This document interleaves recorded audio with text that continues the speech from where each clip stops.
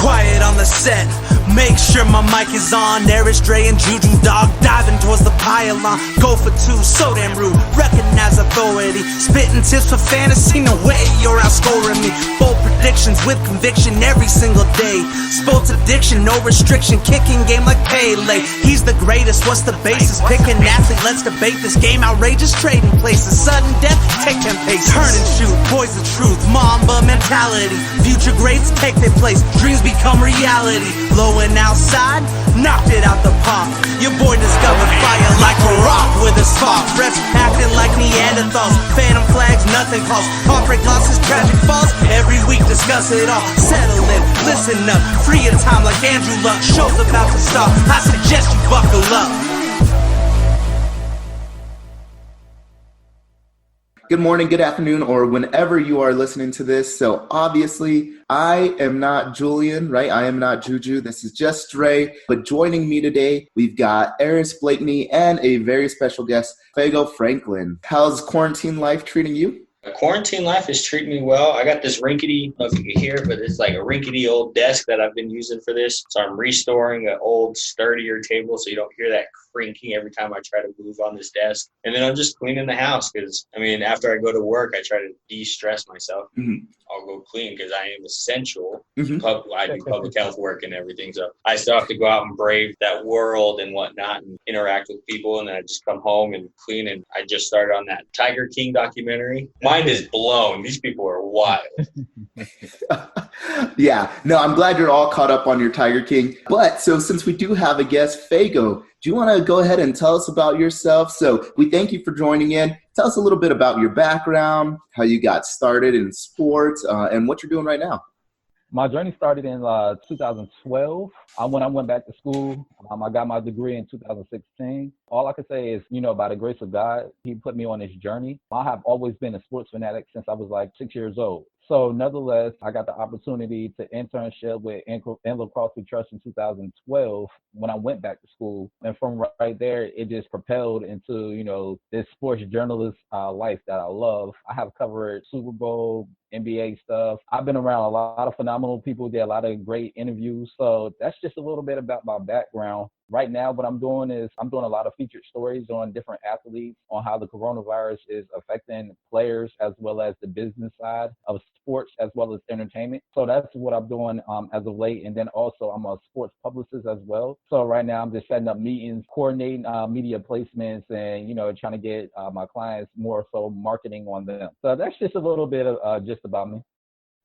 Yeah, so the stuff that you're doing it's with pro player insiders, correct, is what you're doing with the journalism side of it with the coronavirus. I just saw that on your link, so I kind of dug into that. I also saw that you worked at Inspire, which I felt like was a pretty cool concept for a magazine where it's nothing but positive news. I saw there was a certain section for just the ladies, a certain section for just the men. So kind of tell us about that, because I think, especially now, we kind of need all that positive news floating around.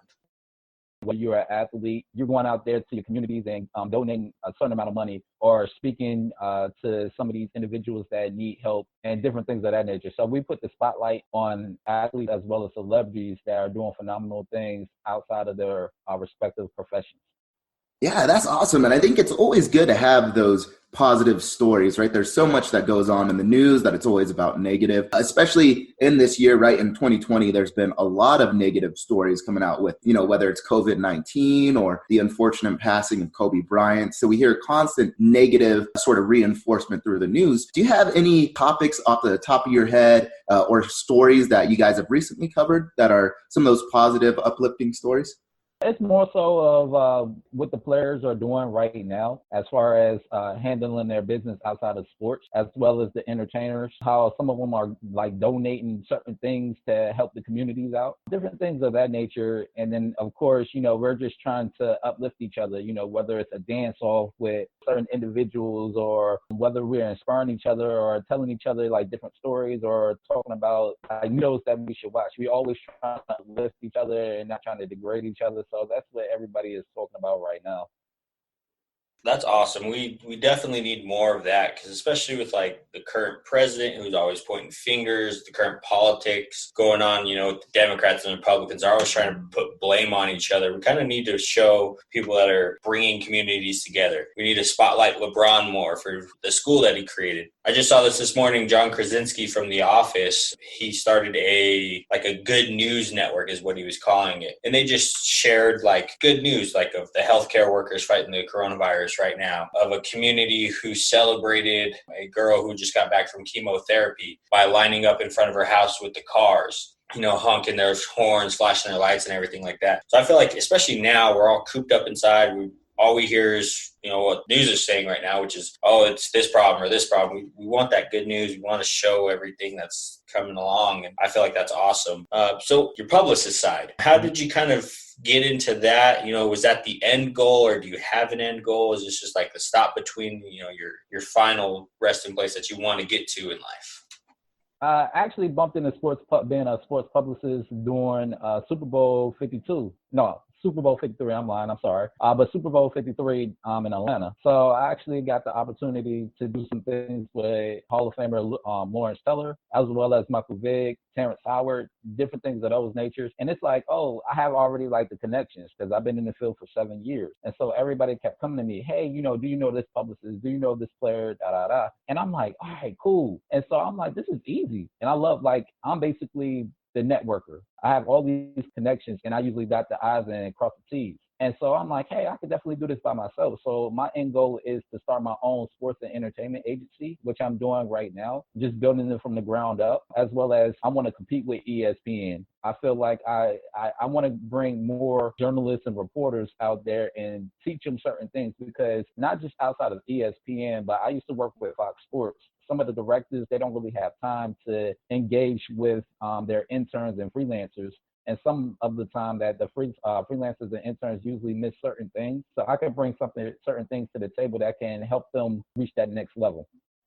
Yeah, that's incredible. So what things are you looking to do besides what you're already doing? Have you already started gathering interns? Do you have a workforce? What ways are you making those different connections? Could you expand a little bit more on how you're growing your brand, how you're interacting with athletes and just different companies, different brands? Okay, so basically I'm connecting with certain individuals through my social media platforms, whether it's Facebook, YouTube, LinkedIn, Instagram. So I tell them, hey, my name is Fago Franklin III. I shoot them a pitch. Right now, I'm going after women from this new women's football league that will start in 2021. It's called the Women's Football League Association. One of my clients, Chantel Teller, which I did an interview with not too long ago, she's going to be playing for them as well. So I usually reach out to certain individuals and ask, hey, do you need a publicist? And this is what I bring to the table. So I send them certain links to my work and say, hey, I could get you from point A to point B. So my whole thing is just to, put a spotlight on them to give them more exposure. Sometimes they don't really have the time and effort to go after media publications, whereas I already have those connections. So I just can text somebody, hey, do you want to do an interview with one of my clients? And right now, like I said, I have 2 clients. I used to have, 5 clients. But of course, everybody moving in a new direction. And so I'm still building, I'm still prospering. And like I tell people, if you can help me out, I can help you out. So it's all about communication. It's all about credibility. And it's always about understanding. But yeah, sports is something that I enjoy. Most of the sports publicists, I don't really like it, to be honest, but it helps me become a better journalist as well as a better reporter, because now I know the inside background of what the athletes, celebrities deal with. Yeah, you can kind of see where their headspace is at when they're making those decisions and whatnot. So yeah, I think when you broaden your background, you can kind of get more of the picture than when you're just doing one specific thing. You kind of see, all right, they're doing this because it affects this and this. So yeah, getting your foot in the door in almost every part of this industry, it definitely benefits you.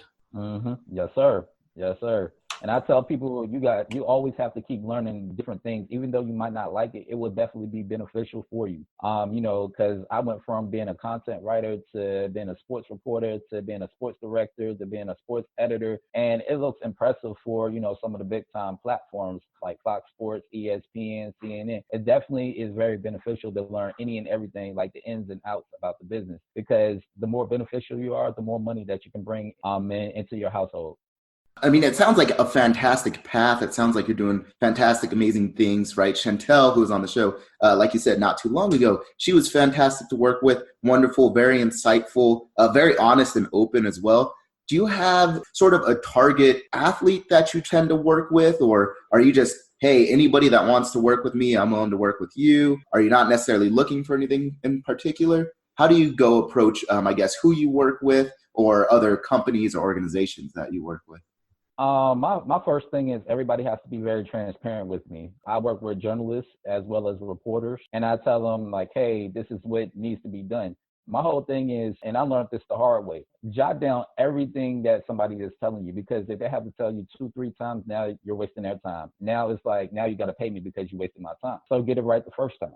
So when I usually target certain individuals, I look at their profile. Like I do my research on them, on what they're trying to do. And I'm like, hey, I could definitely help this person out, because it's not just sports I'm doing. I have a lot of connections in the entertainment field as well too. So it's like if you're an actress or an actor and you're trying to get more exposure on your brand, I'm like, hey, I could get you on the red carpet with, hypothetically speaking, Golden Globe, or either, a viewing party or something like that. Now, once they get their foot in the door, now they can start working around and networking with the right people that can say, hey, I know this producer, I know this actor, I know what you can do or you can't do, and give them certain tips. And then, of course, they exchange your numbers, because once you're in that place, you're just one of those now. You're not just like a person that's struggling, but now you're in the realm of different individuals that can help you out. We all need some type of help and someone to, encourage us and uplift. So usually I just target any and everybody that's looking to get to that next level, whether you are an actor or an athlete. And my whole thing is just being transparent and always have a positive mindset. I don't care how much money you have. I cannot stand somebody that's very negative or a Debbie Downer, as they would say, or somebody that feels like, the world owes them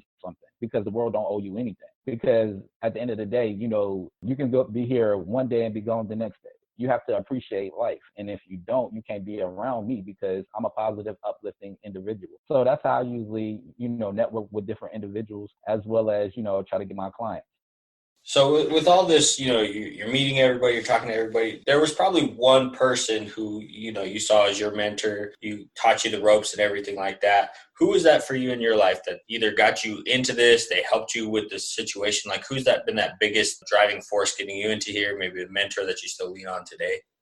It's a lot of different individuals. I really didn't have a mentor, to be honest. It's just like certain people that I listen to that I admire. For example, I've been working on and off with Pro Players Insiders for maybe 6 years. And my editor, which is Melissa, she had told me, from the jump that, you got to be consistent. For me to actually, get to these events, like she wanted to see how consistent I was as far as the writing part, because most of the time people just want to go to all these events and not really put in that type of work. So she had told me basically that I would have to be a content writer for her for 3 months, and then we'll see then. So I remember it like it was yesterday, 2013. I was supposed to be covering the NFL draft in 2013. I was actually late. I'm from Virginia. I don't really go to New York. I ended up getting lost in New York. My editor was screaming. She was like, I told you to be here. This isn't Melissa. This isn't a form. No. And then so she basically took my credentials away. And it was like I worked so hard for her to take my credentials away. So it, excuse my French on it, it pissed me off. And she made me a better individual, because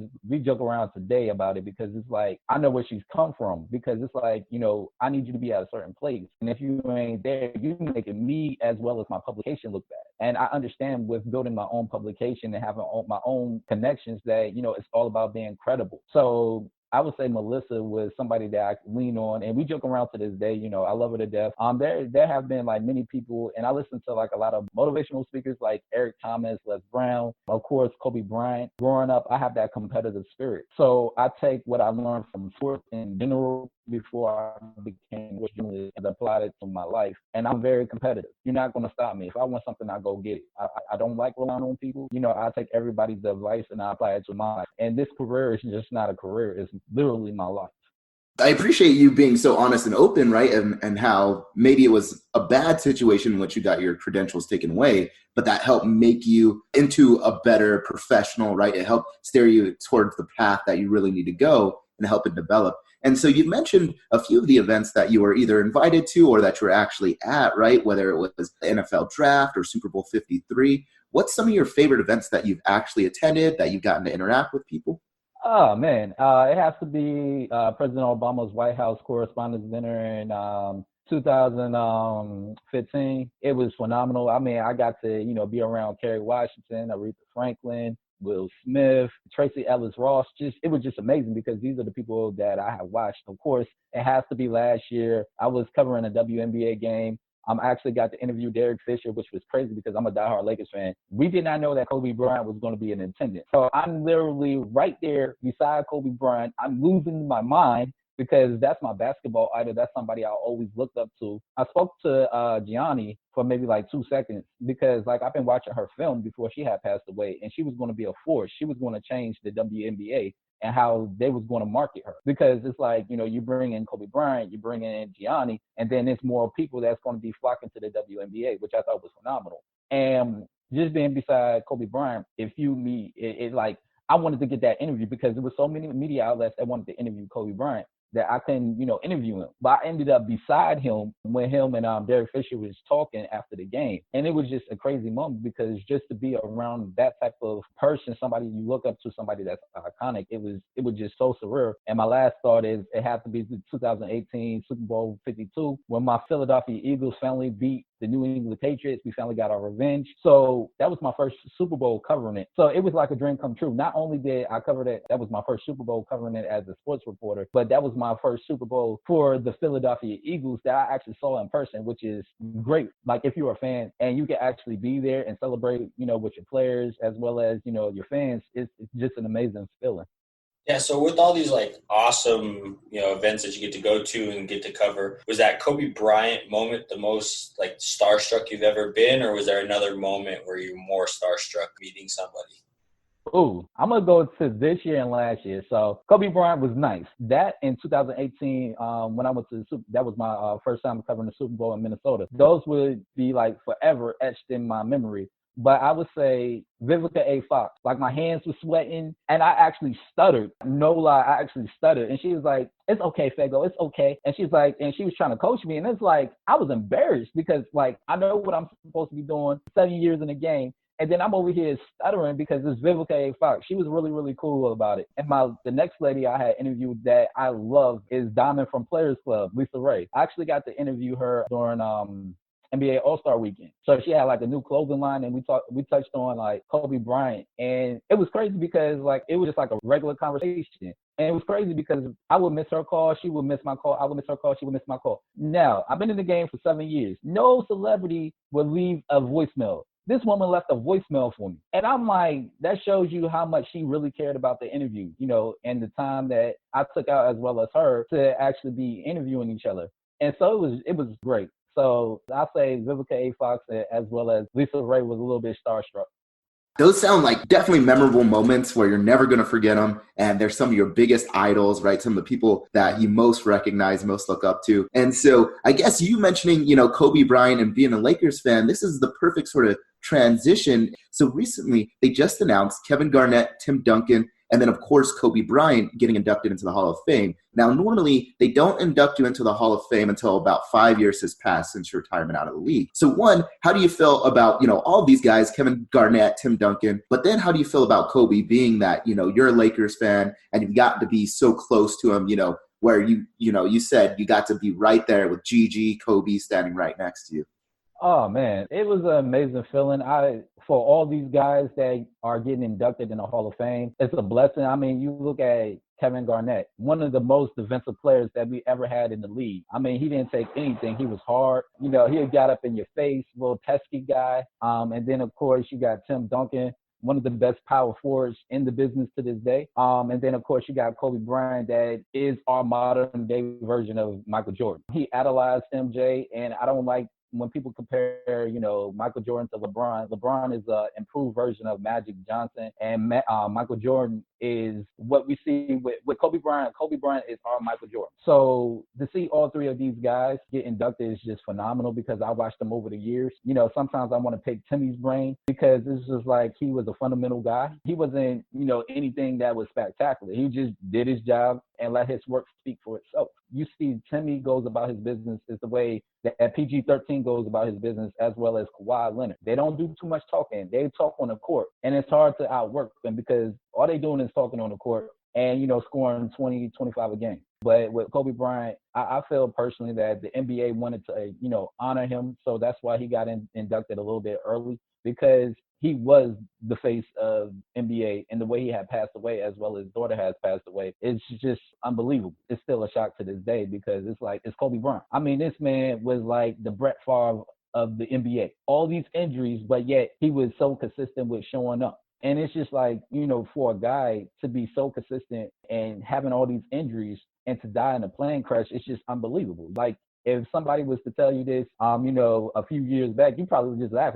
Kobe Bryant, really? You going to die in a helicopter crash? And it's just like, it's so shocking. So, again, I go back to saying that you can't take any day for granted. You have to just appreciate that day, appreciate that family and the support system that you have. So like I said, for me being a Lakers fan and me being a diehard Kobe fan, it's an honor. It was an honor just being around him, and it's an honor watching him. And, it's a respectable and honorable moment that the NBA is doing right now.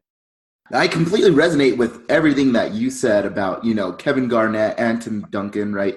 Is that Kevin Garnett, growing up being a Lakers fan, so I myself am a Lakers fan as well. And, those early 2000s battles with the Celtics, I mean, and even at that point, KG had already sort of been past his prime, and he was still a force on those teams. So it was incredible watching him. This is definitely well-deserved. I knew he would be in the Hall of Fame one day. Tim Duncan, like you said, he's sort of just that silent assassin where, hey, I'm not going to run my mouth. I'm going to show you that I'm one of the best players in the world. And he was one of the best players in the world for 20-something years, right? And totally consistent. He was the backbone of the Spurs, so much well-deserved. But yeah, I'm glad that the NBA went ahead and made that exception for Kobe. We all knew that Kobe was going to be in the Hall of Fame. We knew that, hey, he's basically our version of Michael Jordan, right? He was the later 90s, early 2000s version of Michael Jordan. Like you said, stylistically, they're very similar. Positions were very similar. And it's definitely not so comparable with, LeBron James or even like Kevin Durant and players like that, right? Like it's sort of a different skill set, sort of a different way that they play. But Michael Jordan and Kobe, though, is probably the most comparable. And so, yeah, I totally agree. And I'm glad that the NBA decided to move ahead and say, hey, we're not going to worry about the 5 years or the time lapse. We're just going to go ahead and do it. Aris, do you have any takes on this? How do you feel? Do you think it was appropriate?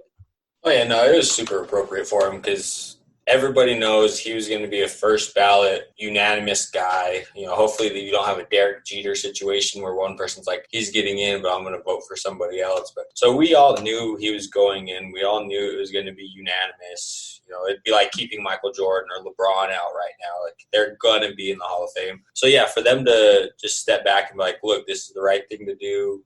We're not going to make them wait the normal period. We're just going to put him right in. It's almost what they had to do. I think there would have been a riot if he wasn't in this year.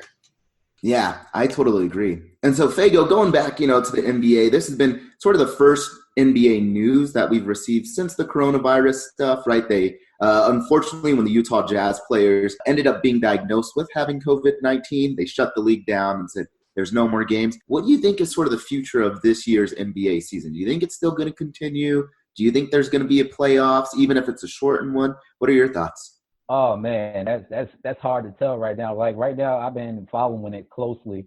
They're trying to get little tournaments down in Vegas, but nothing is secure right now, and we don't know the actual date because of the coronavirus. So everything is shutting down, and you have 50 states, and you're trying to figure out how to contain this virus. So you have different players that are international as well as people that are in the United States. And so, hypothetically speaking, Utah don't really have that many cases, but them cases can increase, in a couple of weeks. So we just don't know. So you have to look at it on that aspect as well as a marketing aspect. And that's why, as I told you before, with being a publicist, it definitely helps me out because now you're competing, like the NBA is competing with the NFL, the Big Three, as well as WNBA as far as the slotting, as far as television is concerned. So that's going to be a big factor as well. So we just don't know because like the finals could be played in October. And so that offsets the whole entire season. And you also have to look at the viewership.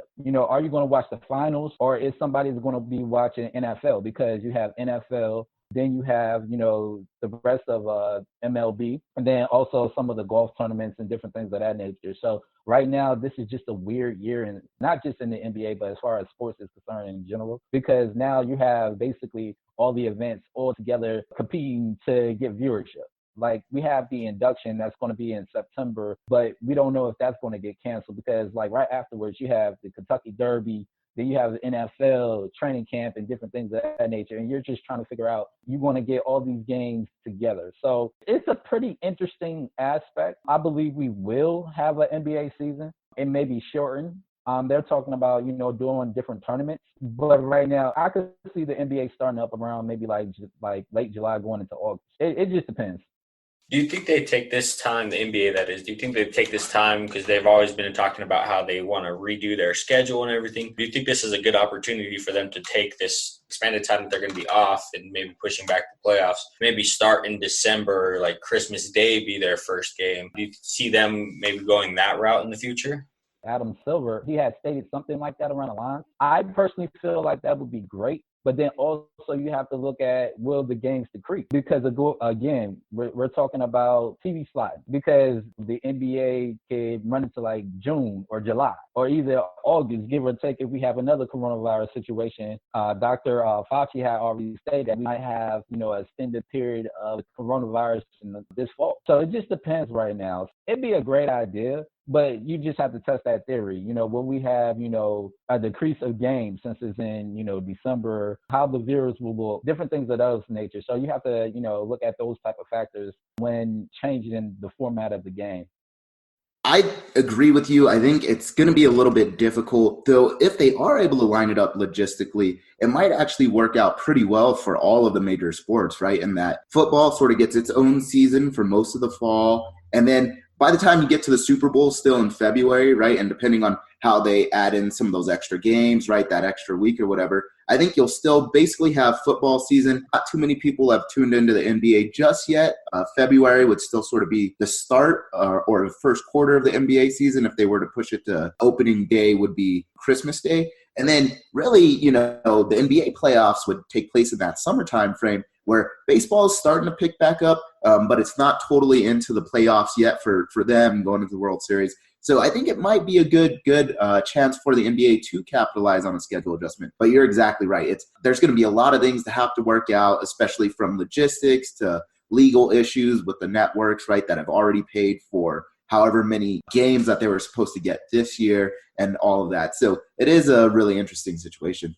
Yeah, and then you also have to look at Summer League. If we extend, the NBA season to December, where will Summer League begin? And then you also have to look at like the NBA All-Star Weekend. Where will that begin as well too? So it's just a lot of different things, because All-Star could be potentially May or June. And it's like, all right, now you're getting into mid-swing of MLB season. And then you have, of course, WNBA season. And you're taking away the exposure from the women, because bad enough, women don't get enough exposure. So you're taking away from the WNBA if they do switch it to, December. So as you stated before, there's a lot of logistics and there's a lot of things to look at. So I agree with what you're saying as well too. So we shall see.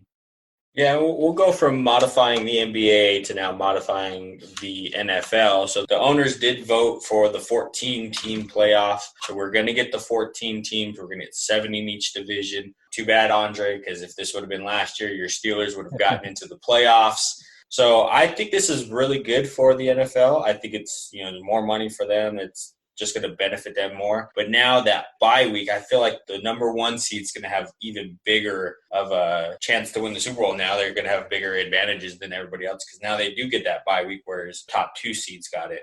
How do you feel about them going to that 14-team playoff? I go back and forth with that. I already knew it was going to come to this because, of course, not a lot of people tune in to see, like, the preseason games. So it gives another opportunity. I hate the Dallas Cowboys, to be honest. I'm an NFC East person. So it gives them another chance to get in the playoffs. Of course, it's great for football in general because we have more football. But you have to look at, like, all the injuries and all the other stuff that's what's happening. Because, like, I personally feel like you take one preseason game, you're not letting the other people that are not A-list players or B-list players show their potential. The training camp is, not training camp, but preseason is for them to showcase, what they bring to the table. Now you're showing them all. And it's like, it's not kind of fair to them, because at the end of the day, if you're an all-star, you're going to have a position, but you're not. If you're fighting for position, you're not going to really have that much exposure on you as well as looks at you. So if you might mess up, your first week in preseason, second week is like, you're going to get cut, because we don't really have time. Whereas with the 4 games in preseason, you had a little bit of time. If you messed up, first week, second week, you still have 2 more weeks to, showcase that, hey, I'm willing to stay here, But like I said, it's for more ratings, to be honest. So it's going to be, pretty interesting. And Lord, help me out. I do not want to hear Cowboys fans, because honestly, I think that's what Jerry Jones This is our year. Thank you. Yeah. I personally feel like it's going to make it interesting, but also Jerry Jones was fighting to have another playoff spot. And I don't know. It's weird, but we'll see how it goes. I think you're exactly right. I think it does take away from a lot of those guys in the preseason. If you think about past preseasons, even recently, we've had, Daniel Jones started to show up pretty good, right? We would not have gotten as good a good look at him. Even Dak Prescott started to show out, right, when he was first coming onto the scene as sort of rookie year, and we wouldn't have gotten as much footage and we wouldn't have known about him. So you're exactly right, is these guys, they need that preseason to show that, hey, I can be a starter of some sort, or if not a starter, at least a reliable piece that you want to have on your roster. And unfortunately, if all they ever get is shortened preseasons to really participate, then they're never going to be able to showcase their skills. They're never going to be able to showcase their abilities and why they should be on a roster. Yeah, if we take away those preseason games, we're going to get, less opportunities for those players, and we're going to lose those preseason darlings. So you're going to lose Victor Cruz, who showed out in the preseason. 2 Chargers, we have Austin Eckler. Nobody really knew about him. He was a camp signing. They just brought him in to bring him fresh legs. Showed out on special teams, and now he's our starting running back. And then you have one of the best tight ends of all time, Antonio Gates. They brought him in. He was our 4th tight end. He got his foot wet with special teams and stuff, and then he slowly worked his way, and now he's the league-leading touchdown getter for tight end. So we're going to get less of those people. And 1 through 4, your spot's not guaranteed, or 1 through 4 rounds, your spot's not guaranteed. Now we're going to get less chances for those players to kind of show out, which is kind of sad. I definitely agree, because, that's one thing I do like about with the XFL. You get to see all these undrafted players and players that nobody respected show off. And, they can bring that to the training camp for an NFL team, but with only 3 preseason games, it's going to shorten up training camp, to be honest. So you're not going to really get that many looks. If you make too many mistakes, you might be eventually cut. And those are the pieces that helps teams win. You look at New England. If it wasn't for some of the players that played in training camp and then made their way onto preseason, I don't think the Patriots will go so far, because, some of the key starters end up getting injured throughout the season. So now you have to rely on somebody, which is that person that was, showcasing what they were doing in preseason. So, again, we shall see. This is just more so of a trial period, just like how we have with the pass interference. I don't agree with, with how you debate a pass interference and different things of that nature. It should be more so of the refs you call. If you don't, just go on with the game, and it slows up the game. And with the NBA, I personally feel like, with the challenges, they should, if you win one, you keep yours. I don't understand why they just only get 1 challenge, and that's it. Yeah, I think baseball has unlimited challenges too, so it is slowing down the game. I do see why they put in the pass interference call, because of that blatant one that we had with Rams and the Saints. But I feel like some of these ticky-tack ones that Tom, what the hell's your coach's name, Aundre? Tom, what the heck Mike Tomlin? Mike Tomlin, there you go. I don't know why I was trying to call him Tom Coughlin. Wow. But he was throwing the flag just on some ticky-tack ones that they, some of those ones they need to get rid of and just make it more for the blatant ones where the ref can actually go back and okay, yeah, we totally missed that one. But it just slows down the game. I think they only overturned 3 all year, so it didn't even really help out. So yeah, it's just. But we'll go from all those. So now we'll kind of get into the preseason for football with the free agency. We'll kind of break down some of these teams. You were an Eagles fan. The Eagles did some decent moves. You guys got Darius Slay, which is really good. Big play Slay. He's a DB. I'd probably say he's underrated. Playing in Detroit for so long, didn't get a lot of exposure down there. How do you feel about your guys' moves, and is it your year and not the Cowboys' year? Ooh, I'm going to be completely honest. I haven't even looked at the Eagles right now.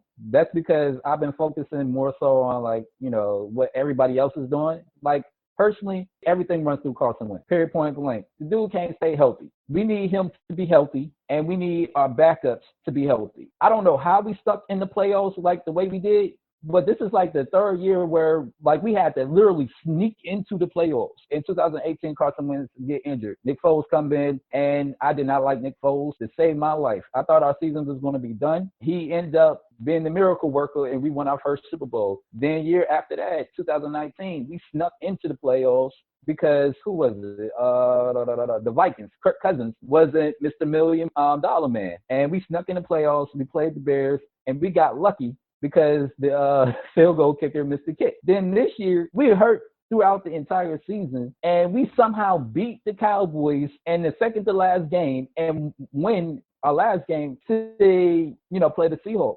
So my whole thing is we have to have a stronger offensive line. We rebuilding as far as with our DBs and cornerbacks. We have a great running back core, but we need wide receivers. Like we need wide receivers. So are you happy you got rid of Aguilar then, Mr. Drops a Lot? I don't know. He's a body out there. We will see.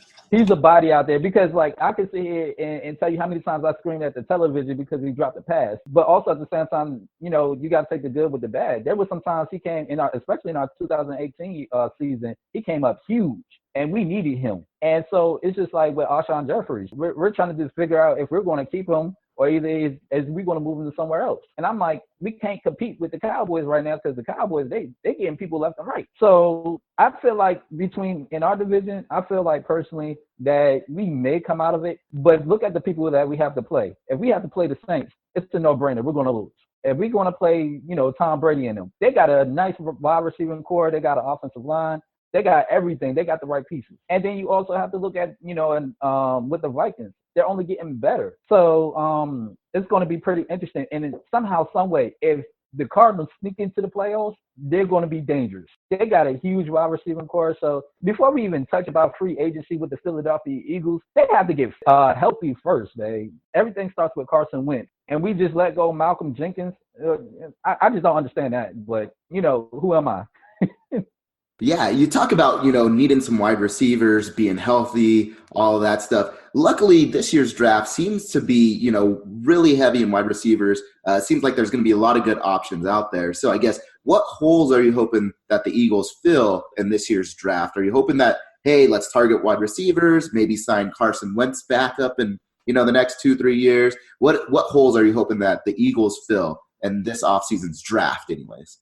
I would say we need to pick up another quarterback, just a young, healthy quarterback, just in case, again, Carson Wentz hasn't been healthy since he came into the league. So we just need, another quarterback. So I'll just say go after one of these young quarterbacks. And then I would also say, hey, we need a middle linebacker. Of course, maybe a DB, give or take. But other than that, everything is run through Carson Wentz. And I personally feel like last year we should have had, I forgot his dang on name, but he was injured in preseason. And then we had another guy. He used to be a analyst for ESPN. I can't think of his name either.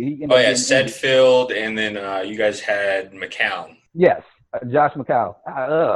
I need somebody to do better. But yeah, he's like 100 years old. Of course, he's not going to do that well. But honestly, in the playoffs, we should have won that game. I don't understand what was going on, but we didn't have a named wide receiver, and we couldn't go throw down the field because nobody could get open. So all we was doing is 5-and-out routes, slant passes, corner posts, different things of that nature. But we need that breakout wide receiver that, that is a dual threat down the field. So I'll say, get a couple wide receivers, offensive linemen, and, some DBs. But I would say just in case, either a veteran quarterback, or either just get a young quarterback just in case that Wentz does get injured. And now Wentz, if he does get injured this year, I personally feel that the Eagles, they're going to basically trade him away because he's trade value. He's injury prone, but he's still trade value. Yeah, especially coming off of, that great season that he had where you guys did win that Super Bowl that ultimately, yes, it was Nick Foles ended up winning it for you. But everybody can see that, hey, you know, Carson Wentz is actually a good quarterback when he is available, when he's healthy. And you're right, you know, that would be good trade value, maybe to a warmer climate team, right, that has a good offensive line. You could say, hey, if you guys are willing to give us some good draft picks, right, or some good other key pieces, we'll go ahead and give you Carson Wentz for that. So I think you're spot on with the possibility that he gets moved. If warmer, you know, climate, he's from North Dakota. That's what I was about to say.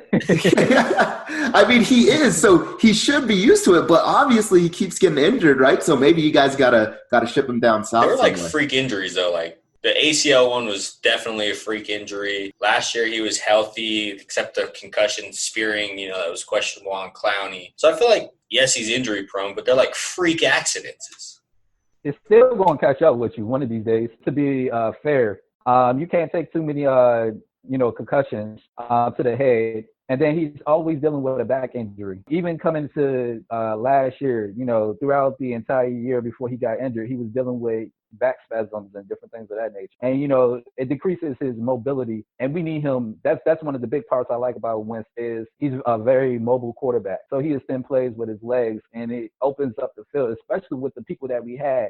We had nothing but people that came off of the practice squad. And I don't know how we snuck into the playoffs, but we robbed somebody to get into the playoffs, to be honest. Well, we'll get kind of off of your team and go to some other teams now. Who do you feel like did the best in free agency? Who made the best moves in your mind? Who won? You know, everybody always talks about it. Who won free agency in your mind?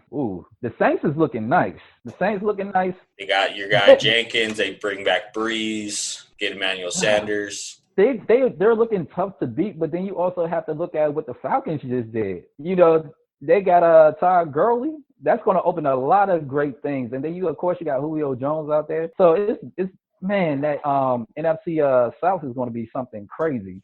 Yeah, now you got Tom Brady in there as well. Man, I'll say everybody puts so much hope in a 40-year-old man. You have to look at it. Yes, he's one of the greatest quarterbacks that we ever had in the NFL. But you also look at the Patriots system and how he got to so many championships. They have a weak division. Look at their division right now. I personally feel like the Patriots still have a chance, even without a Tom Brady, because just the system and their division. I mean, you got the Dolphins, you have the Jets, and Buffalo. Buffalo is, if anything, Buffalo is the upcoming team in that division. But also, you have to look at Belichick. Belichick is a mastermind coach. So now you go to Tampa Bay, and, you know, you got Mike Evans out there. You have, I forgot the running back name, but he's pretty good too. You know, you had a tight end. But also their defense is lackadaisical at times. They gave up a couple big plays down the line. Because at first, you know, they was in a playoff situation, and they just couldn't, you know, in the full quarter, they just could not get it done on the defensive side. So you also have to look at that. But again, like I tell people all the time, Tom Brady is good, but you're looking at a 40-year-old plus man that cannot take that many hits. So it's a give and take. You know, it's going to be pretty interesting. And this is one thing that Manning has over Brady. And this is what everybody wants to see is if Brady can win a championship with another team. So that's going to be pretty interesting.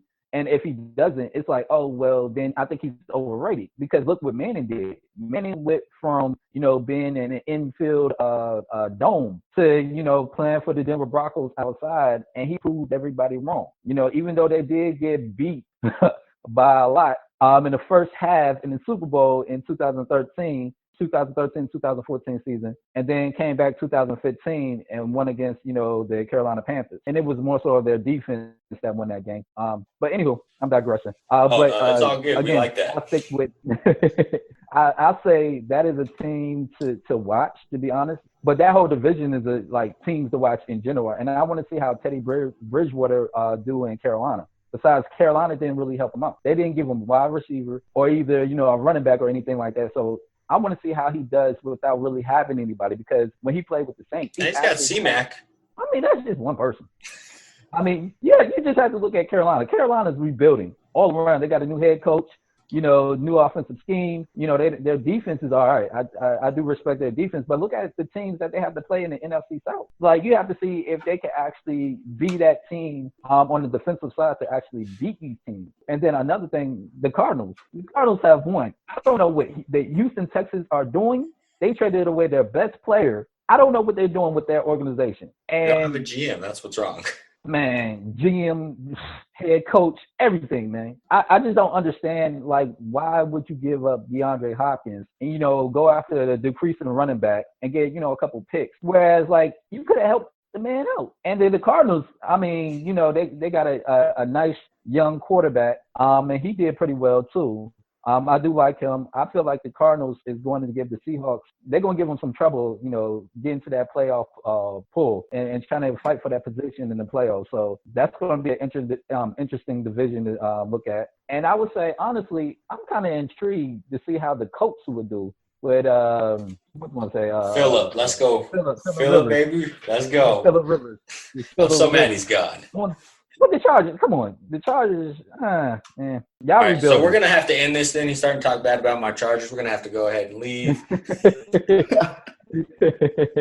It's okay. We talk bad about the Chargers no matter what. So exactly. They're the minor leagues to the Rams right now.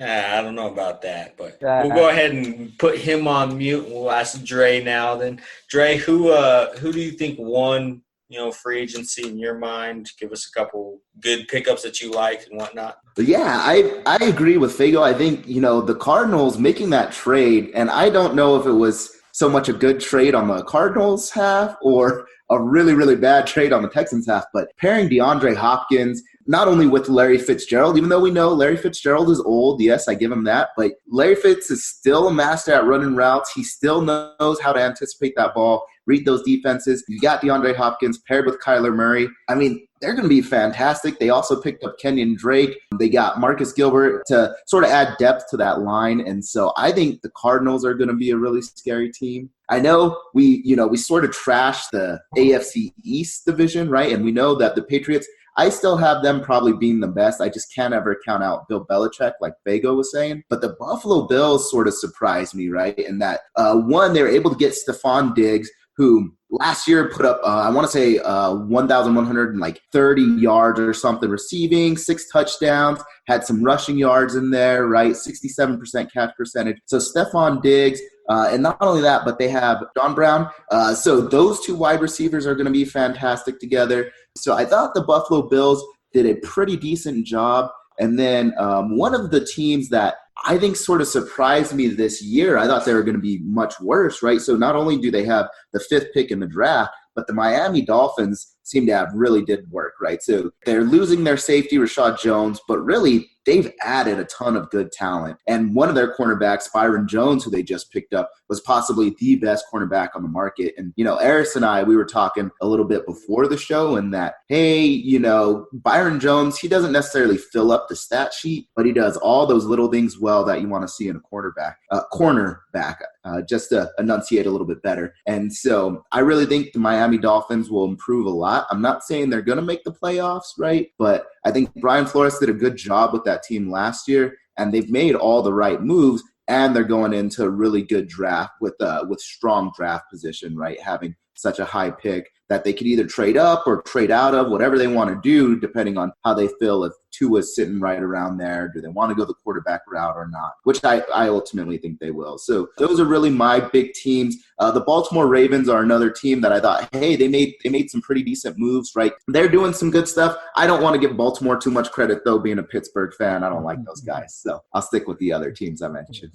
Yeah, and you have all these teams making these really big trades, really big moves and everything like that. And I feel like there are some moves out there that were made that they flew right under the radar. A couple of them that are on my mind is Green Bay brought in Devin Funchess. If he could stay healthy, you know, you actually give Aaron Rodgers a second weapon outside of Adams, because last year they had Geronimo Allison, they had MVS, they had the other dude's name that's like 1,800 syllables long. Then you had a Jimmy Graham who wasn't really that good. So I feel like that one really went under the radar. And then the Browns, they brought in Conklin from Tennessee, so they kind of shore up that offensive line, which was a really terrible O-line last year. And then I am going to pat ourselves on the back. You know, we traded for Trey Turner on the offensive line, and then we signed Brian Bulaga down in LA for the Chargers. So last year we had a terrible O-line. We went 5-11.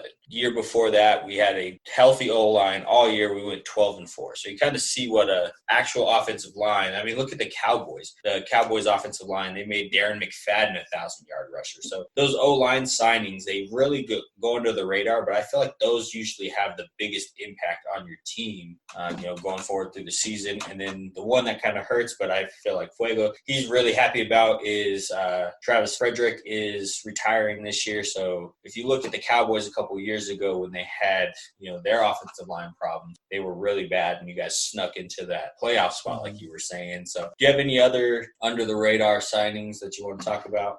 I would say, and we both forgot to mention this, the Bears, bringing in Nick Foles and then Jimmy Graham as well. So they can look like a playoff contender. And so Jimmy Graham, he's still a huge target to throw to, and he's still productive at times. He has to stay healthy, and he has to run his routes. And then with Nick Foles, I don't know. It's going to be pretty intriguing because the Jaguars didn't really give him too much of a chance. Like, you bring him in for, X amount of dollars, and, he ends up getting injured. I mean, you can't blame that injury. And so they didn't really give him a chance. I mean, he played, 3-4 games before they benched him. And, I think he only played 2. Yeah, something around the that. One where he got hurt, then the one where he came back. I think that's the only 2 he played. Yes. And so, it's going to be pretty interesting to see, how Nick Foles would do in Chicago, especially with that scheme. I mean, you have the right pieces. I mean, they have a great offensive line. They have a couple of weapons, and they were a run-first team. So that's going to be pretty interesting to see what Nick Foles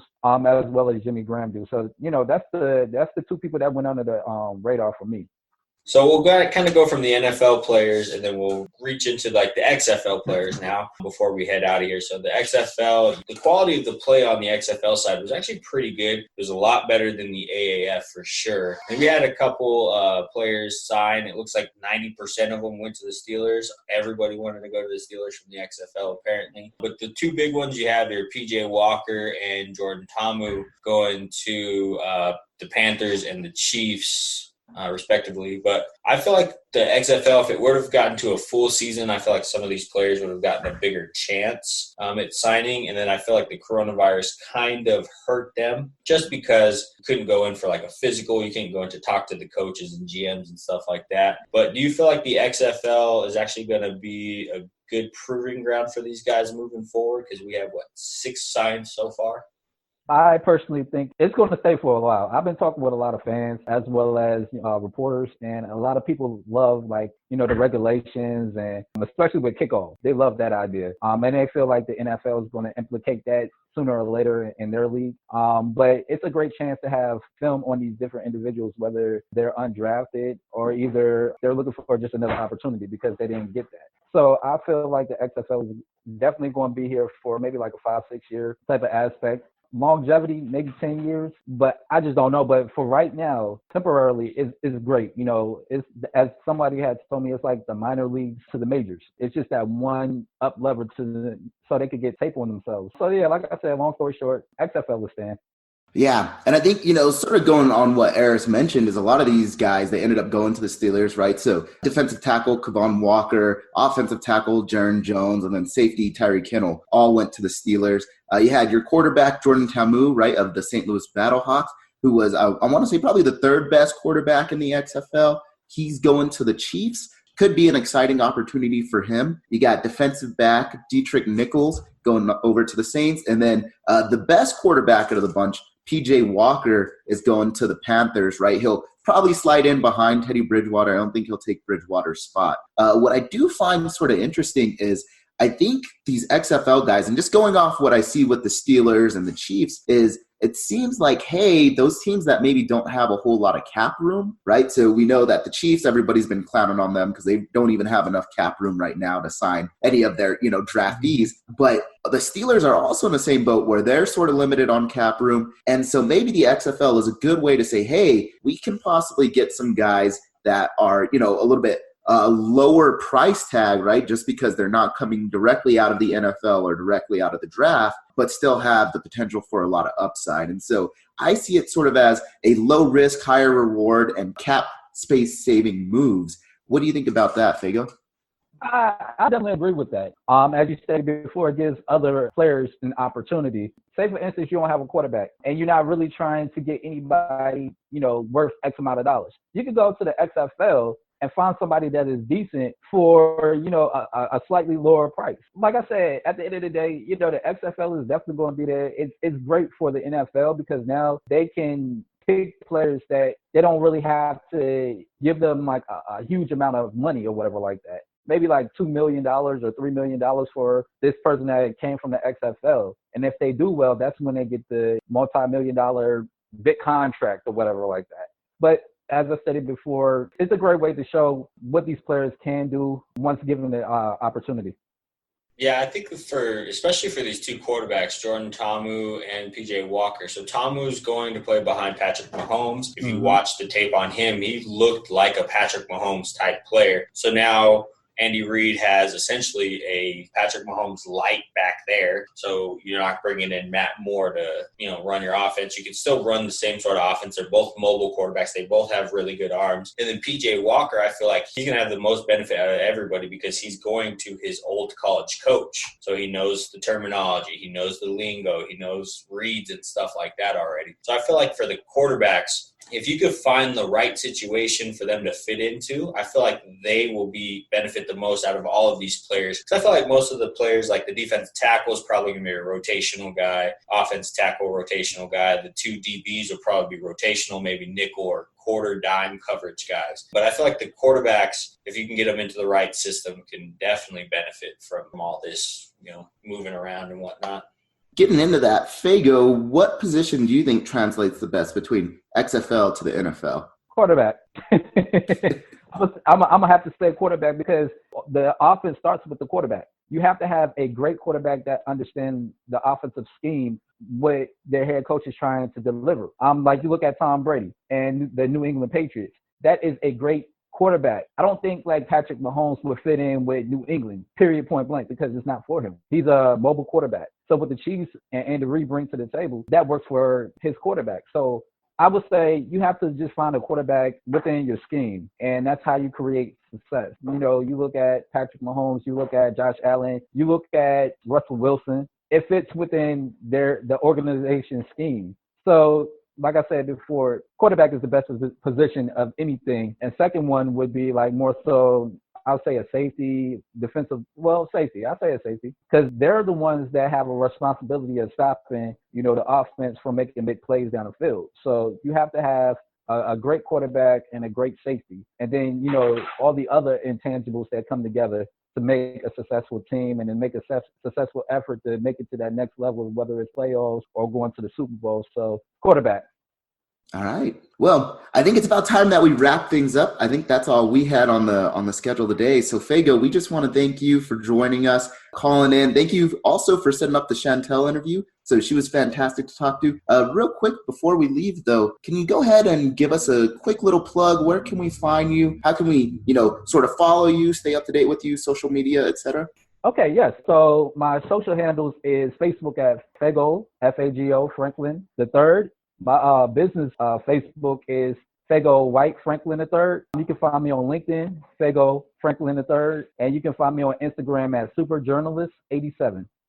And that, I will have to say, your Instagram is a pretty good follow. I was searching through all your stuff, scrolling around. You have pictures from all your events you cover. I will say 5,000 posts, though, is a bit excessive.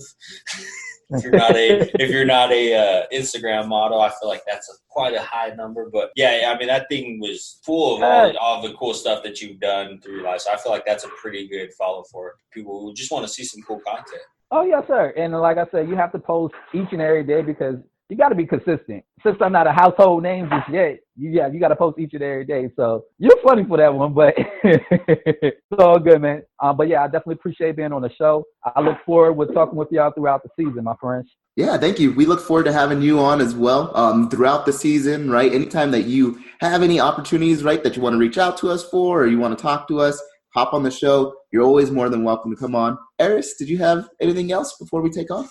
No, just if you guys are listening to this, you guys already know where you can find us. There's, all major platforms for podcasts. We are on our Instagram, Slumpbuster Pod. Slide into those DMs if you want to get on the pod, if you have an interesting story. We're starting to get into more interviews, and we kind of like this, especially right now. There's not a lot to talk about. So we're going to be sliding in DMs. You guys can slide into ours. That's pretty much how we contacted. I think you slid into our DMs probably, or we. I did. So, that's just the way to get it. It's networking, shoot your shot. We have a lot on the table for us here in the next coming weeks with Aundre and Julian. And then hopefully, my fingers are crossed, the fantasy podcast is going to be starting back up after the draft. So, we have a lot of content we're working on. So it's going to be a big season, if it happens. But my fingers are crossed. All right. Yep. Like Aris said, you know where to find us. Again, thank you, Fago. Thank you, Aris. Everybody stay safe, stay healthy, and avoid the coronavirus. Have a blessed one. Oh, wow.